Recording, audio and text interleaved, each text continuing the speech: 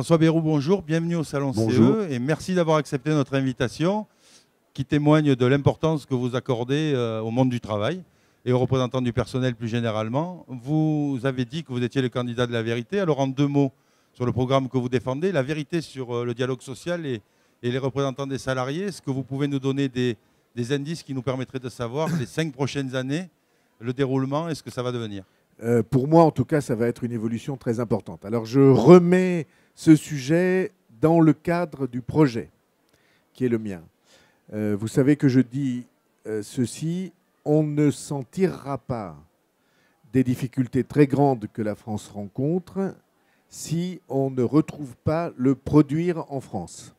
Et j'ai même imposé ce sujet du produire en France comme un des sujets phares, et moi je voudrais qu'il soit central, de la campagne présidentielle. Et parmi les conditions qui, selon moi, permettront de donner au produire en France une dynamique que pour l'instant il n'a plus, on est en train de perdre sur un très grand nombre de marchés à l'extérieur et chez nous, puisque la France, comme vous savez, est un pays qui n'arrive pas à produire ce qu'elle consomme. On est en déficit de 75 milliards du commerce extérieur.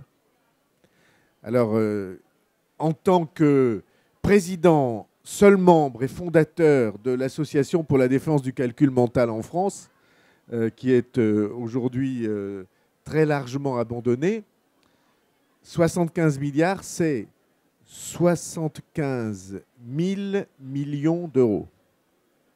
C'est énorme. 75 000 millions d'euros.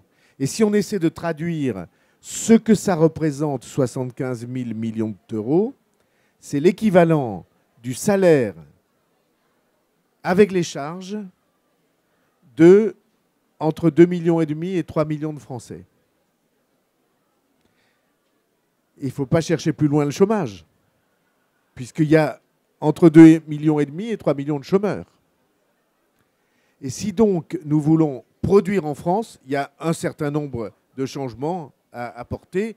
Il y en a un qui, pour moi, est certain et probablement clé, c'est l'évolution du climat social en France. Je trouve que le climat social en France, il est trop souvent dans les jeux de rôle.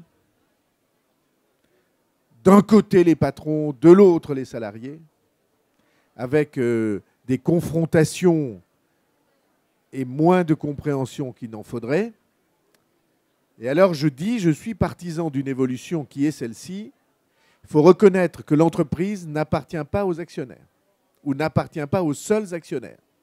Une entreprise, c'est des actionnaires et des salariés, des cadres et des salariés, et même des territoires. C'est ça, une entreprise.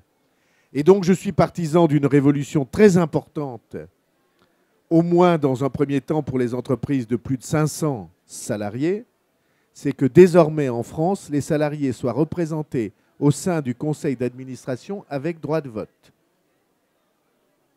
Ça, c'est donc pour le conseil d'administration. Et, selon moi, ces salariés devraient être... Alors, il faut réfléchir à cette élection, mais il faut qu'ils soient... L'idéal serait qu'ils soient membres des comités d'entreprise, parce que je voudrais que les comités d'entreprise, qui sont déjà le lieu de l'information et de la consultation, deviennent des lieux de négociation. Il y a les syndicats pour ça. Eh bien, les syndicats, je trouve que le comité d'entreprise devrait être le lieu où, toute l'année, on réfléchit à la stratégie de l'entreprise avec les responsables des salariés. Vous voyez que c'est un changement très important. Oui, puisque finalement, vous effacez un peu la prérogative du délégué syndical de la négociation en la donnant au comité d'entreprise. Il faut que le comité d'entreprise devienne un lieu dans lequel les différentes visions de l'entreprise soient discutées avec les représentants des salariés. Parce que vous ne pouvez pas dire à la fois il faut information, consultation et pas de négociation. Si vous y réfléchissez, si on est logique, et vous l'êtes, j'espère. Voilà, j'espère. Le lieu de l'information, le lieu de la consultation et le lieu de la négociation pourraient être les mêmes. Mais est-ce que le premier problème dans le droit français, ce n'est pas la non-obligation d'aboutir à la négociation? Parce que c'est souvent ça le problème. Eh bien, c'est exactement le changement qui est implicite, qui est induit dans la proposition que je fais de réévaluer le comité d'entreprise. Et au lieu d'en faire un lieu formel, d'en faire un lieu réel, dans lequel on discutera vraiment, on mettra vraiment, pas seulement une information blabla, ce qui est trop souvent. Oui, j'imagine. C'est une chambre d'enregistrement aujourd'hui. J'imagine que pour vous, vous vous en plaignez. C'est un lieu où l'on vient pour informer en se moquant éperdument de la suite. C'est comme ça. Oui.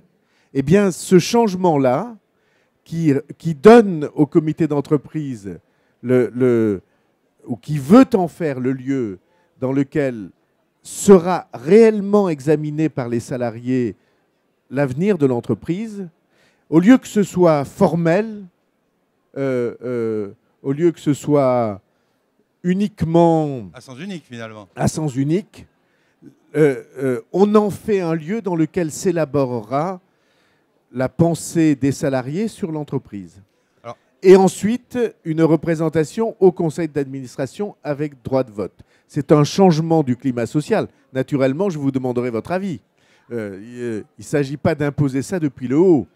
Mais je suis sûr qu'il faut faire bouger le climat social en France et le climat social dans l'entreprise. Alors, deux mots, puisque on a très peu de temps ici sur la web télé. Un mot sur le travailler plus pour gagner, on ne sait plus à combien, du président de la République dimanche. Est-ce que pour vous, casser cette hiérarchie des normes définitivement en donnant au contrat de travail et à la négociation de gré à gré le dessus sur l'accord de branche et le code du travail est quelque chose pour vous la seule manière de casser les 35 heures? Si vous avez lu mon programme hier, vous verrez que j'ai répondu à cette question précisément.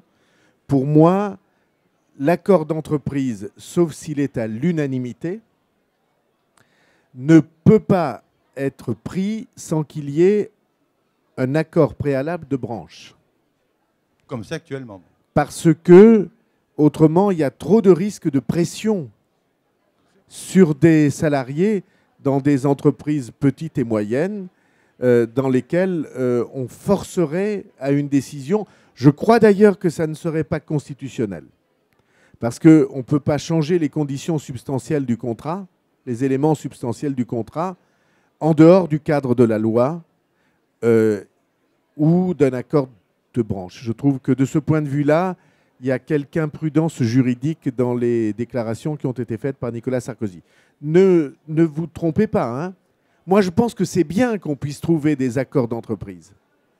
Parce que les conditions du marché, la conjoncture, le fait qu'on puisse évoluer, faire évoluer les choses, donner un coup de collier à un moment, constater que le cahier des charges est vide à un autre, toutes ces choses-là, je trouve que c'est bien. Ça va dans le sens nécessaire d'une économie plus souple qu'elle ne l'a été autrefois. Oui à la flexibilité, mais pas la flexibilité à tout craindre. Voilà, je ne suis pas pour que on ignore les pressions éventuelles qui pourraient arriver dans un certain nombre d'entreprises. Et dernier point qui inquiète tous les gens qui travaillent ici, qui sont les représentants des salariés, on entend parler de hausse de TVA. Vous avez vous-même dit que vous augmenteriez la TVA d'un point, puis d'encore un point. Non, d'un point, et d'un point s'il n'y avait pas de croissance. J'espère qu'on aura la croissance nécessaire parce qu'un point de croissance, c'est l'équivalent des rentrées fiscales d'un point de TVA. Et comment vous rendez ce pouvoir d'achat aux travailleurs? Parce que je pense qu'il n'y aura pas, avec un point, il n'y a pas de hausse des prix. Parce que le circuit de distribution absorbe, quand c'est toute petite augmentation, le circuit de distribution absorbe, absorbe la différence. Au demeurant, ce pouvoir d'achat-là, c'est un pouvoir d'achat fictif. Parce que si c'est du déficit que l'on fait aujourd'hui au rythme de 100 milliards, 100 milliards comme président, seul membre, créateur de l'association pour le calcul mental en France, 100 milliards, c'est 100 000 millions d'euros. 400 000 millions d'euros par an. Cet argent-là qu'on emprunte, qui va le payer? Les impôts.